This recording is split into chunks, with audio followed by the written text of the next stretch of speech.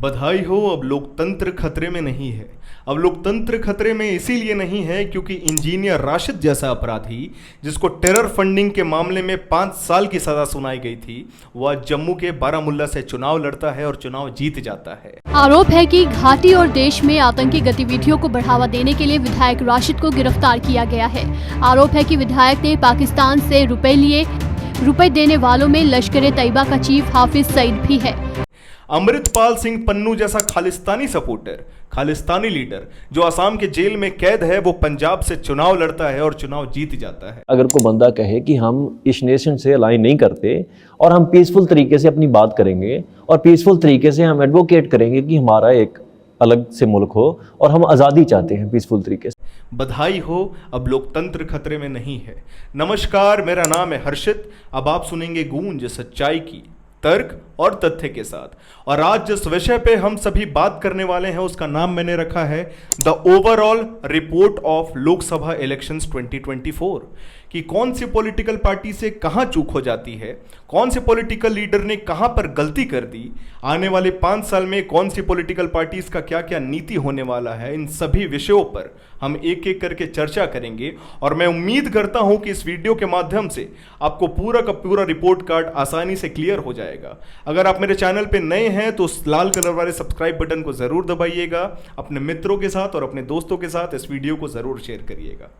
अब हम बात करेंगे भारतीय जनता पार्टी के उन कैंडिडेट्स के बारे में जिनका हार डाइजेस्ट करना थोड़ा सा मुश्किल हो रहा था। सबसे पहला इस लिस्ट में नाम है स्मृति ईरानी का।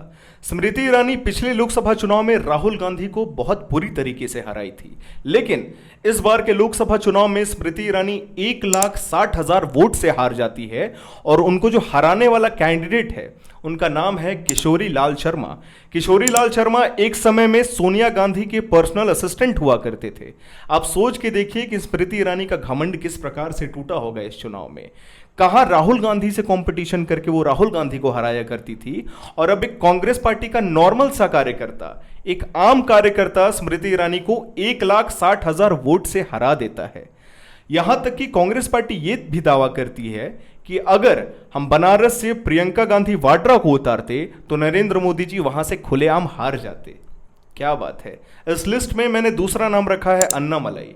अन्नामलाई का नाम शायद ही आप लोगों ने सुना होगा, लेकिन ये एक ऐसा नाम है जो आज के समय में आगे बढ़ता जा रहा है। अन्नामलाई कोयंबटूर से चुनाव लड़ रहे थे। कोयंबटूर से अन्नामलाई 1,10,000 वोट से हार जाते हैं। इनकी हार में थोड़ी सी तकलीफ छुपी हुई है। हम जनता लोगों में भी तकलीफ है और उनमें तो जाहिर सी बात है कि तकलीफ होगी ही। तकलीफ इसीलिए है क्योंकि अन्नामलाई एक एक्स आईपीएस ऑफिसर थे। ग्राउंड लेवल पे किस तरीके से काम किया जाता है, सोशल वेलफेयर में किस तरीके से काम किया जाता है, आम लोगों के बीच जाकर, नॉर्मल पीपल के बीच जाकर उनकी परेशानी को समझना और उस परेशानी को सरकार तक पहुंचाना, ये काम उन्हें बखूबी आता था। काफी पॉपुलर होते जा रहे थे वो, लेकिन अफसोस की बात है कि वो कोयंबटूर से चुनाव लड़ते हैं और 1,10,000 वोट से चुनाव हार जाते हैं। इस लिस्ट में तीसरा नाम है अर्जुन मुंडा। अर्जुन मुंडा झारखंड के हैं, मेंबर ऑफ पार्लियामेंट भी रह चुके हैं और अर्जुन मुंडा खूंटी से चुनाव लड़ रहे थे। अफसोस की बात यह है कि झारखंड की जनता ने, खूंटी की जनता ने अर्जुन मुंडा को इस बार साफ साफ नकार दिया है। अर्जुन मुंडा 1,40,000 वोट से चुनाव हार जाते हैं और ये नाराजगी पूरे के पूरे खूंटी क्षेत्र में देखने को मिल रही थी। जाहिर सी बात है कि अगर आप जनता के लिए काम नहीं करिएगा तो कोई भी जनता आपको बार बार मौका नहीं देगी। अब हम बात करेंगे उन लोकप्रिय सेलिब्रिटीज के बारे में जिन्होंने पूरे चुनाव में एक दबदबा बनाया था, जिनकी हवा पूरे चुनाव में चल रही थी। पहला नाम है पवन सिंह। सही सुना आपने, पवन सिंह भोजपुरी सिनेमा के बहुत बड़े सुपरस्टार हैं। वो काराकाट से चुनाव लड़ रहे थे। सभी को उम्मीद थी कि इस बार पवन सिंह निर्दलीय चुनाव जीत जाएंगे। गलती पवन सिंह से कहां हुई मैं आपको बताना चाहूंगा। सबसे पहली बात, बिहार के जिस सीट से वो राजनीति में उतरे थे उस सीट में बहुत ज्यादा जातिवाद है, यानी कि कास्ट पॉलिटिक्स बटा हुआ है। कुशवाहा वोट है, राजपूत वोट है, यादव वोट है। वो इस तरीके से गुम हो गए कि उन्हें निकलने का रास्ता नहीं मिल पाया। सोशल मीडिया में बहुत ट्रेंड चल रहा था कि पवन सिंह को रोकना नामुमकिन सी बात है, पवन सिंह को कोई रोक नहीं सकता है। लेकिन अफसोस के साथ ये कहना पड़ रहा है कि पवन सिंह जैसा नामी चेहरा 1,00,000 वोट से काराकाट से हार जाता है। इस लिस्ट में जो दूसरे नंबर पे है उसका नाम है रविंद्र सिंह भाटी। ये नाम आप याद रखिएगा, क्योंकि ये वो नाम है जो किसी भी पहचान का मोहताज नहीं है। युवा राजनीति का चेहरा माना जा रहा था रविंद्र सिंह भाटी को। ये वो इंसान है जो राजस्थान से निर्दलीय चुनाव लड़ रहा था। पूरे सोशल मीडिया के लोग इन्हें जानते थे, लोकल लेवल पे लोग इन्हें जानते थे। और रविंद्र सिंह भाटी की जो खासियत थी वो ये थी कि एकदम ज़मीन से जुड़ा हुआ इंसान, एकदम मिट्टी से जुड़ा हुआ इंसान, जो युवाओं की परेशानी को समझता है, जो युवाओं की परेशानी को सुलझाना चाहता है। एक ऐसा इंसान निर्दलीय चुनाव लड़ता है और उम्मीद तो सबको यही थी कि रविंद्र सिंह भाटी वहाँ से चुनाव जीत जाएंगे, लेकिन अफसोस ये इंसान चुनाव हार जाता है। इस लिस्ट में मैंने तीसरे नंबर पर रखा है मारू कुमार, कन्हैया कुमार। कन्हैया कुमार के साथ पता नहीं किस तरीके की दिक्कत है। लोग आज भी कन्हैया कुमार से नफरत करते हैं, पता नहीं क्यों। कन्हैया कुमार मनोज तिवारी के खिलाफ दिल्ली से लोकसभा चुनाव में उतरे थे। कांग्रेस जैसी बड़ी पॉलिटिकल पार्टी ने कन्हैया कुमार को टिकट दिया था। एक बात आपको और बता देना चाहूँगा, ये बात जब भी मुझे याद आता है तो हंस हंस के मेरा पेट दुख जाता है। कन्हैया कुमार ने ये कहा था कि मेरे साथ चाहे कुछ भी हो जाए, चाहे मेरे सर से आसमान फट जाए या ज़मीन फट जाए, लेकिन मैं कभी भी कांग्रेस पार्टी के साथ नहीं आऊँगा। लेकिन आज देख लीजिए व्यंग, कांग्रेस पार्टी ने ही कन्हैया कुमार को टिकट दिया और बहुत बुरे तरीके से कन्हैया कुमार मनोज तिवारी के खिलाफ हार जाते हैं। इस लिस्ट में मैंने चौथे नंबर पर रखा है कंगना रनौत। कंगना रनौत मंडी से चुनाव लड़ रही थी। बहुत सारे लोग ये कह रहे थे कि उनका फिल्मी करियर खत्म हो गया है, क्योंकि जाहिर सी बात है उनकी पिछली 10 फिल्में अच्छे तरीके से बॉक्स ऑफिस पे काम नहीं कर रही थी। सभी को ये लग रहा था कि कंगना रनौत का पॉलिटिकल करियर शायद यहाँ से शुरू हो सकता है, लेकिन कुछ वर्ग के लोग ऐसे भी थे जिनको डाउट होता था कि कंगना रनौत कभी भी अपना पॉलिटिकल करियर नहीं बना सकती हैं।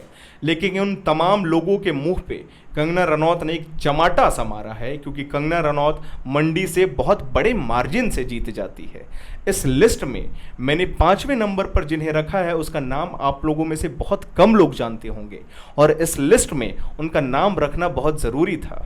आनंद मिश्रा। आनंद मिश्रा को रियल लाइफ सिंघम कहा जाता है। एक ऐसे पुलिस ऑफिसर थे जो जहां भी जाते थे, जिस भी क्षेत्र में जाते थे, वहां से नक्सलिज्म को जड़ से खत्म कर देते थे।